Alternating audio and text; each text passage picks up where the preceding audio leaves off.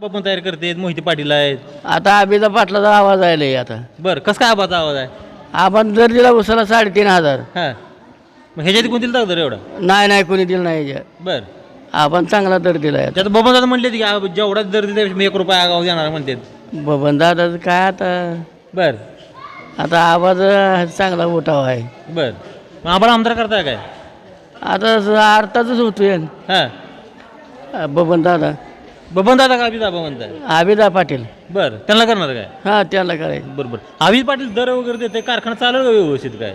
मग आता ती चालवल्याशिवाय करतोय काय. हां म्हणजे कारखाना कर्ज आहे म्हणते ते 600 कोटीचं. असलं तर असलं काय करायचं आपल्याला. शेतकऱ्याला पैसे दिले म्हणजे बाद झालं. आणि पुन्हा कारखाना एका काय लागला की काय कारखाना कशी विकते ती. हां म्हणजे पुन्हा बंद पडायचा कारखाना आणखी काय? नाही बंद पडत नाही. बरं मी आबावर आबा 6 कारखान्याचा चेअरमन आहे. हां आबा लय मोठा माणूस आहे. बरं मग म्हणजे दर